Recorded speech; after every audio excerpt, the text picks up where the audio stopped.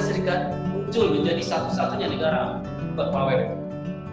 Terus kalau dikaitkan pada masa sekarang, terjadi lagi beberapa konflik pertentangan di dunia pada masa sekarang. Karena keadaan dunia sampai sekarang kan tidak begitu stabil, tidak stabil. Masih terjadi pergolakan-pergolakan, baik itu di negara masing-masing ataupun adanya intervensi satu negara ke negara lain, adanya agresi seperti yang terjadi pada masa negara sekarang ini yang belum nampak adanya pengakuan dari dunia internasional itu, yaitu Palestina ya sebagai negara yang merdeka. Jadi kondisi sekarang, pertentangan sekarang ini itu tidak lagi nampak Uni Soviet, tapi pertentangan negara-negara yang ada di Asia dengan Amerika. Seperti kita tahu antara negara Cina, Jepang, Korea, apalagi Korea Utara dan Uni Soviet. Tapi yang lebih dengan Amerika Serikat, yang lebih nampak sekarang ini adalah pertentangan perang dalam bidang ekonomi yang lebih. Tapi itu bukan istilah perang dingin. Walaupun pada masa dahulu perang dingin itu kan perang hanya konflik pertentangan ideologi, tidak perang secara terbuka. Tapi ya, situasi dunia cemas dengan adanya perang secara terbuka. Jadi perang dingin itu pada masa dahulu itu, perang itu belum ada, tapi situasi perang sudah ada. Bisa kita bayangkan bagaimana cemasnya dunia pada waktu itu. Situasi dunia itu dicemasi dengan akan munculnya perang nuklir itu. Siapa yang mulai duluan nembakan senjata itu? Senjata itu sudah mengarah ke negara-negara yang ditanamkan pengaruh itu, ya, sampai merebut luar angkasa. Makanya kita kenal itu adanya perebutan luar angkasa seperti Sputnik 1, Sputnik 2 itu. Ya, adanya Laika, anjing yang dijadikan sebagai astronot istilahnya yang pertama dari Sputnik. Kemudian baru muncul Yuri Gagarin dan seterusnya oleh Amerika Serikat, Apollo dengan Neil Armstrong itu. Jadi pada waktu itu situasi dunia itu sudah mulai cemas akan munculnya perang secara terbuka, perang nuklir. Makanya kalau kita tengok Indonesia sendiri, nanti kan peran Indonesia adalah menyelesaikan perang tersebut. Jadi perang dingin itu pertentangan ideologi liberal kapitalis yang belum meletus perang itu secara terbuka. Dan itu yang ditakuti ya dunia itu. Kenapa? Karena kalau perang nuklir terjadi, kita bisa bayangkan hancur total dunia ini. Indonesia pun bisa hancur karena di daerah Australia, Selandia Baru itu ada ANZUS milik Amerika Serikat. Kemudian ada Vietnam, sudah ada komunis, Korea Utara, Cina, kemudian Uni Soviet. Apalagi kita tahu, ya, kalau berkembang terus, Anda mungkin paham itu pada tahun 1976 terjadinya integrasi Timur-Timur masuk wilayah Indonesia. Dan itu juga ditakuti oleh Indonesia karena di daerah Timur-Timur itu ada gerakan perjalanan liberal dan komunis pada waktu itu. Jadi mungkin Anda bisa simak penjelasan saya ini.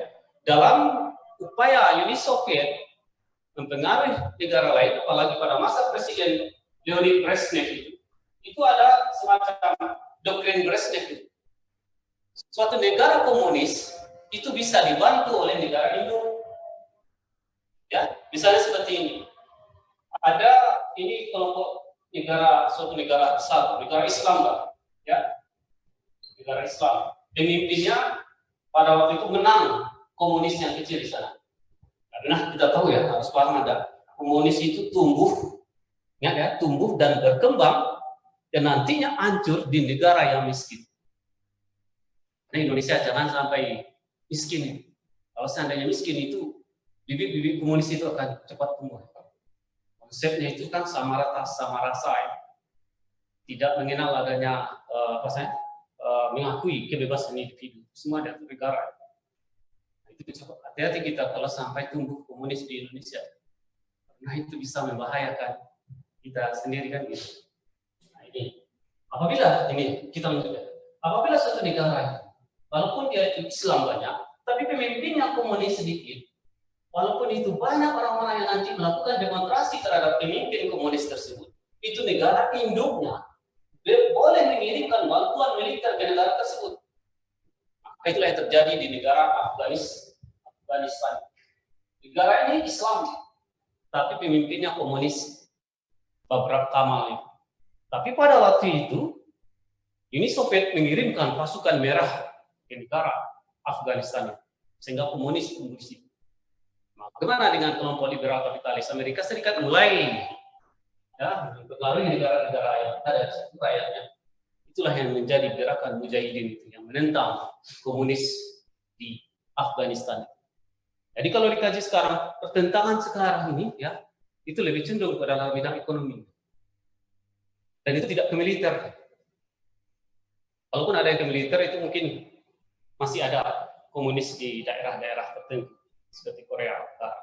Kalau sekarang Cina dan komunis, yang lebih nampak pemerintahan itu liberal, kapitalis, kapital. Walaupun pemimpinnya komunis, tapi menerapkan sistem kapitalis. Oke, silakan. Kalau ada yang mau bertanya lagi.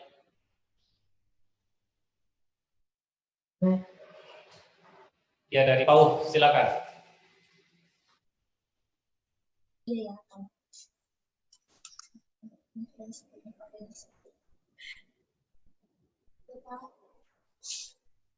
Tanya langsung, angkat tangan. Pak. Ya. Dari Paul ya, sebutkan namanya dan dari SMA berapa? Assalamualaikum, saya Andini dari SMA Negeri 7 Muara Jambi. Koramil Swakandis. Ya. Saya ingin bertanya Pak, apa dampak peluncuran Sputnik oleh Uni Soviet? Terima kasih. Pada dampaknya. Pertanyaannya bagus ini. Ini kajiannya sudah lari kepada perbukaan luar angkasa ini ya. Ada Sputnik 1, Sputnik 2 itu. Karena pada waktu itu upaya dari negara dua ini itu berkeinginan untuk mengembangkan supaya mencari tempat, baik itu untuk penduduknya atau untuk menanamkan kekuatan militer di sana. Maka negara-negara atau negara Uni Soviet dan Amerika Serikat ini berlomba-lomba untuk berebut luar angkasa itu. Apalagi pada waktu itu ada suatu semacam pernyataan atau suatu program bintang atau Star Wars itu dikemukakan oleh Presiden Amerika untuk mengantisipasi perang nuklir di dunia ini. Jadi upaya itu merebut luar angkasa juga dalam hal untuk satelit satu untuk kekuatan militer di sana. Dan itu juga antisipasi kalau bisa ada penduduk dari ini kalau sudah mengalami kehancuran bisa pindah ke negara luar angkasa. Jadi dampaknya jelas bagi kita. Adanya Sputnik datang situ itu menyebabkan Amerika tidak puas. Dia juga harus bisa menerbangkan pesawat luar angkasa ke sana. Maka jarak 1 tahun Amerika Serikat sudah bisa terbang ke luar angkasa sana. Tapi pas Yuri Gagarin sudah mulai mendarat di mengelilingi orbit luar angkasa itu. Baru 8 tahun setelah itu baru Amerika. Jadi kalau Amerika awalnya itu kalah dalam bidang perebutan luar angkasa dari Uni Soviet. Tapi setelah itu mulai dia sampai sekarang. Ada pesawat ulang-alik Challenger, Columbus, Mia dan sebagainya. Bagaimana cara Amerika dalam merebut luar angkasa? Antisipasi terjadinya perang bintang atau Star Wars. Itu program dari upaya kedua negara itu untuk mempengaruhi atau mendapatkan kekuasaan di luar sana. Dan kita tahu pada masa perang dingin ini akan berkembang istilahnya itu dengan spionase, mata-mata berkembang pada waktu itu. Amerika Serikat dengan China, sementara Soviet dengan KGB saling berupaya untuk menengok kekuatan lawan itu. Kekuatan lawan siapa yang lebih dulu? Bangun militer, maka ini juga akan berupaya. Makanya kalau kita tengok film-film yang berhubungan dengan ini pada masa perang dingin, mungkin Anda pernah lihat itu, misalnya film James Bond itu itu kan kaitannya pada waktu itu ya, mata-mata spionase. Karena awal pertamanya itu memang perang dingin itu yang diangkat. Jadi spionase berkembang pada waktu itu, menengok kekuatan lawan, bagaimana kalau terjadinya perang itu. Dan kita tahu juga pada waktu itu memang situasinya itu memang sudah panas itu. Tidak ada yang memulai. Kalau terjadi ialah yang memulai tembakan langsung pertama. Meletuslah perang dunia ketiga. Tapi perang belum terjadi. Tapi situasi perang sudah ada. Bayangkan itu cemasnya negara-negara di dunia. Indonesia dan negara-negara lain yang tidak tergabung ke dalam blok tersebut mulai berupaya untuk meredakan antara kedua kelompok tersebut. Itulah muncul dari pembahasan kita sebenarnya pada hari ini. Dengan berdirinya satu organisasi yang kita kenal dengan gerakan non-blok. Baik, oke. Mohon maaf kalau tadi ada yang bertanya tidak jadi dari PAUD ya, karena waktunya juga sudah habis ini, jadi kita bisa lanjutkan. Ya. Mungkin minggu depan bisa yang bertanya silakan langsung ya tentang organisasi gerakan non-blok dan ASEAN. Jadi pembahasan kita minggu depan tentang GNB dan ASEAN. Oke, mohon maaf kalau tadi ada yang tidak bisa dilayani pertanyaannya karena waktu. Dan saya ucapkan terima kasih. Mudah-mudahan Anda semua sehat. Dan saya berharap minggu depan itu yang hadir tidak lagi ganti-ganti orangnya sehingga kita bisa berlanjut terus ya. Kalau ganti lagi kan dari awal lagi nanti jelasannya. Oke, terima kasih atas perhatiannya. Mohon maaf kalau ada kekeliruan dalam penyampaian. Saya akhiri dengan ucapan assalamualaikum warahmatullahi wabarakatuh.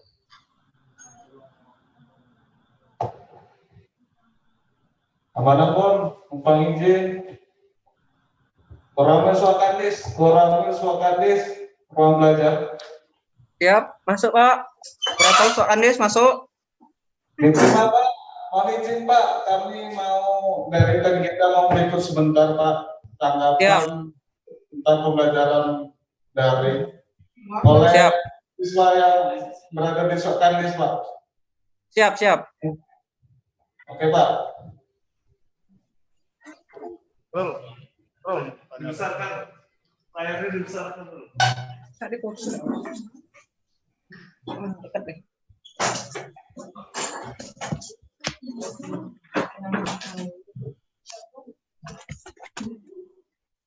Nampak kalau kan?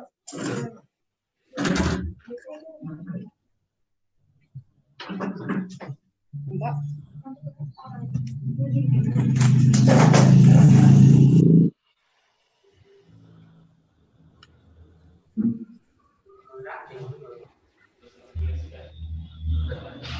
Tes.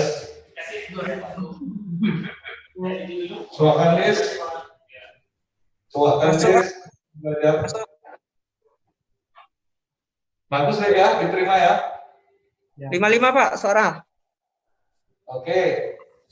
Tanggapannya tentang bagaimana pembelajaran bedil ini, program bedil ini.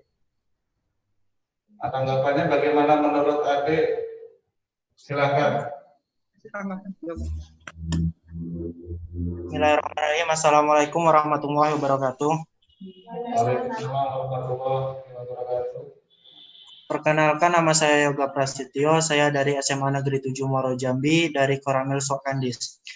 Tanggapan saya tentang belajar daring ini, alhamdulillah saat ini sangat efektif bagi kami seorang siswa, di mana kami yang biasanya di sekolah hanya belajar daring melalui materi, tidak diperjelaskan seperti ini, tapi dengan belajar seperti ini kami sebagai siswa baik IPA maupun IPS dalam jurusan sangat membantu sekali dalam pelajaran kami.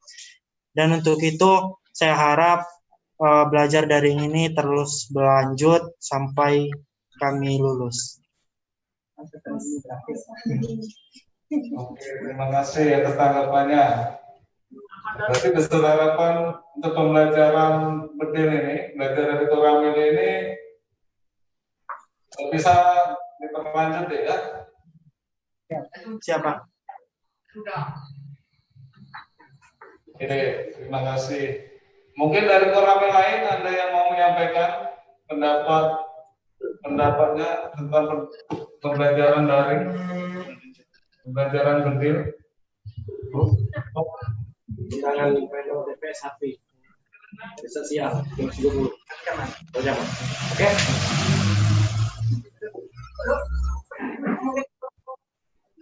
Tuh, dibesarkan deh. Gallery view.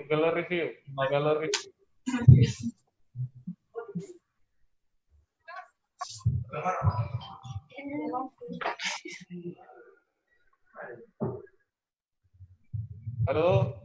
Halo Bang. Assalamualaikum.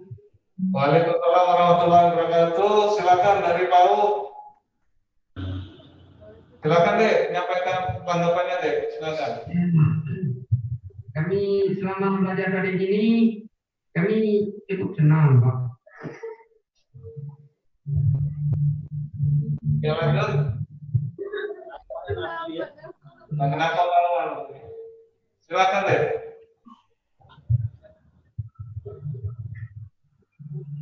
Kami ingin memberi tanggapan dari Koramil tahu. Ya. Ya lanjut. Merasa sangat terbantu dengan adanya kegiatan belajar daring dari Koramil. Oke. Ada lagi? Cukup, Pak. Oh, cukup ya. Oke, terima kasih. Ada yang lain? Yang lain? Mungkin ada lagi?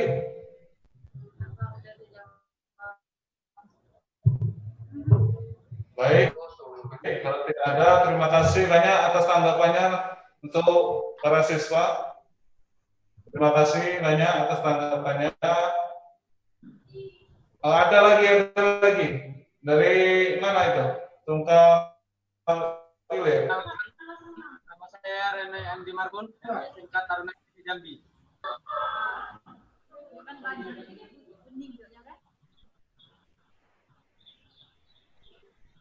Pendapat saya tentang belajar daring ini cukup baik, tapi ada sedikit kendalanya suara, kurang jelas suaranya. Oke, diterima. Terima kasih deh ya atas tanggapannya. Memang ya kendala kita saat ini untuk pembelajaran jarak jauh ini, program berdil ini memang kendalanya banyak deh. Salah satunya yaitu mungkin suara kita mungkin ada treble. Tapi tetap semangat ya. Tetap semangat dimanapun berada, kita tetap belajar. Siap. Tetap belajar, tetap menggapai cita-cita. Di masa pandemi ini jangan putus semangat. Tetap semangat, tetap belajar. Mungkin itu saja penyampaian dari kami. Selaku saya sebagai seorang operator di ruang belajar, terima kasih banyak atas tanggapannya.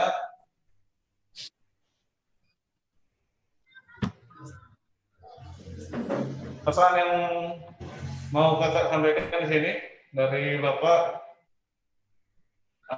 dimanapun kita berada tetap semangat belajar. Kemudian di masa pandemi ini jangan lupa rajin mencuci tangan, kemudian jaga jarak, tetap menggunakan masker. Baik, itu saja. Terima kasih banyak atas tanggapannya. Bertemu lagi besok lagi. Tetap semangat. Angkat tangan.